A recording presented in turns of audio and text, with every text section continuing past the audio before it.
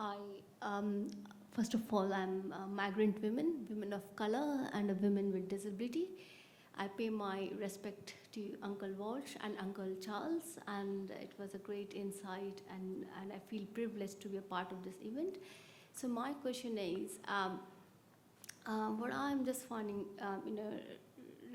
lately and recently, 30% of indigenous women are, experiencing hospitalization, and this is due to domestic violence. So, and there are number A, they are very scared to go to the Australian police because they can't understand them and they can't understand their domestic violence. And I feel really very very sad. This really make me having a sleepless night to understand what we are doing enough for the system. Uh, so my question is, what do you think? Like how, because this is the system we are creating, and totally, heartfelt and very discrimination. So what we're doing enough for this Australian police and cops, to find a place for indigenous women to be heard, the voice to be heard. Mm. No, yeah, look, exactly, and I think that, it's not only Australia, but can I just speak about Victoria, and I think the history in terms of what has affected many of our women, our sisters and mothers, what has occurred hasn't very well been supported. And, just recently, and there's still investigation, or it hasn't really come out, or I haven't seen it, about Sister Tanya Day in the way that she was treated within the police cells and so forth as an Aboriginal woman and black woman. And, because she was, she was intoxicated, or whether she was to whatever level, and she was thrown off a public transport and then called straight away by the police. That really sits in my mind, because I had an uncle who was treated that same way back in the 80s, and he was and because he was diabetic and he'd actually had a turn, and it's happened to many of our people, women and men, because they've had that sickness of diabetes, and it's been a situation whereas if they haven't had their insulins or whatever it might be, they look drunk, and straight away they're just treated like that, not treated for their sickness. And then, they're abused and everything like that, and, particularly our women who are very, who have become vulnerable of it, because of that situation that happened to Sister Tanya, that it's sad in the way that they are, but we as men have to respect them for who they are. We respect our mothers. We have to respect our sisters.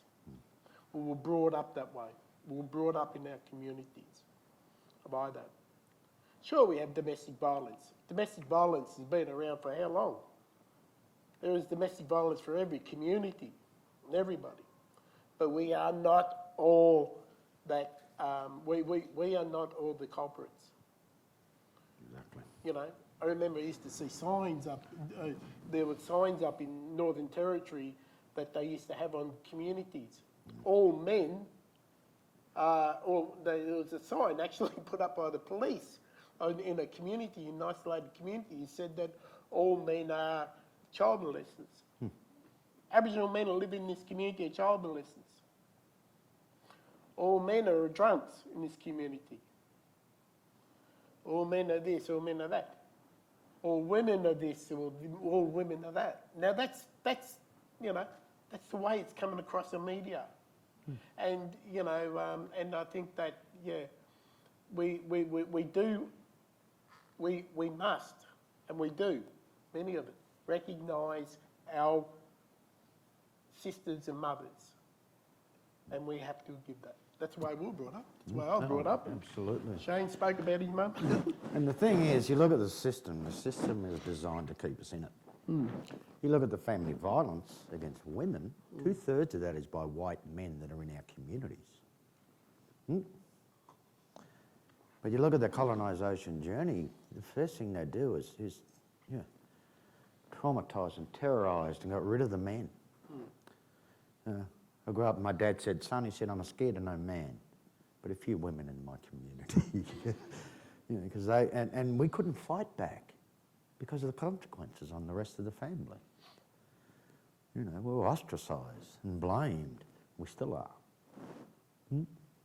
And that, my dad said, son, you got to get the bubbles back one day, and our men take our place beside the women.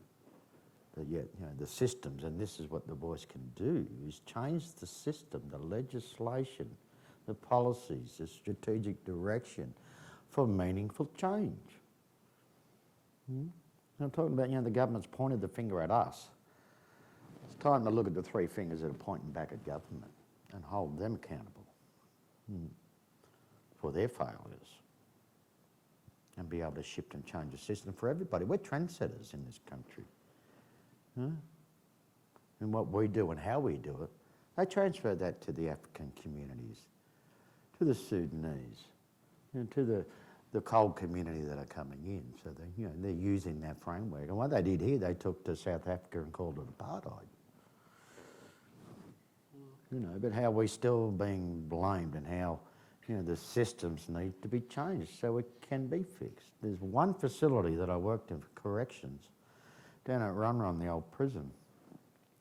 I know it was for Aboriginal men, a learning place.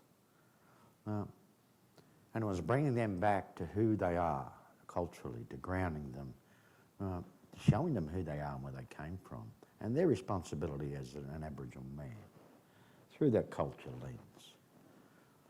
Now, we won an international award for that, but that's the only one in the country. And it's a thing that works. So where's the rest of them? Where's the opportunity to build more of these facilities, to bring our people, our men? We needed women's facilities as well. So hopefully that can, moving forward, we can have more say in these legislation and policies that affect us, and move towards fixing it and building that solid cultural foundation and platform for our people to move forward on, and which we move forward on together. And can I just say, actually, because RMIT, where it is today, and I would actually suggest that you actually go down and have, if you haven't already seen it, down at the big hospital in front of it, that the women, all Aboriginal women, I think it was 7 Aboriginal women, workshop together to create a basket that represents the children. That basket represents the women who had gone through a number of issues through the birthing and everything like that, and the kids being taken away and so forth. It's actually a hand like that with a basket in front of the women's hospital, the old women's hospital on Lonsdale Street. And, one of them being my sister-in-law and my cousin, Glenda Nicholson and so forth. And, there's just that discussion. And then to be honoured by, the Minister for Women, you mentioned her name before, Natalie Hutchins, and she turned up and done that. And I went to that opening and that thing, and it was really one of the highlights. And it was really recognising of their story, the story as a woman to tell, and representing other women that gone through the issues that they did in the hospitals. They couldn't give birth to their children in a hospital, but they had to give it out on the veranda. And that shows in that there. And that's not the only hospital, but it's, it's through a whole range of health areas way back then, when we were born, when kids were born, and so where their rights were, and the stories that people are just astonished by. Somebody like William Barrett that carried his son all the way into the children's hospital or a hospital here, but he couldn't stay and mind his child. and so he lost his child. You know, Only child. his only child. That's right.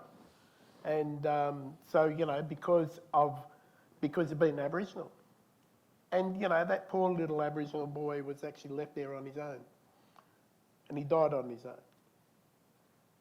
You know, so those are the sort of things I think that you know a lot of the women history have actually shown.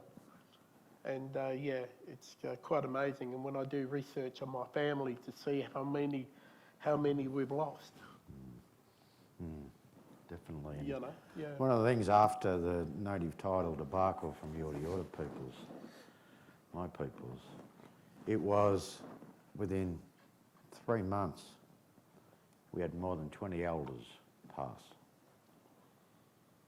after that decision. You know, I cringe to think about if it is no. Later this year, the devastating effect that that's going to have on those that are holding on, our elders that are still here, holding on to that hope.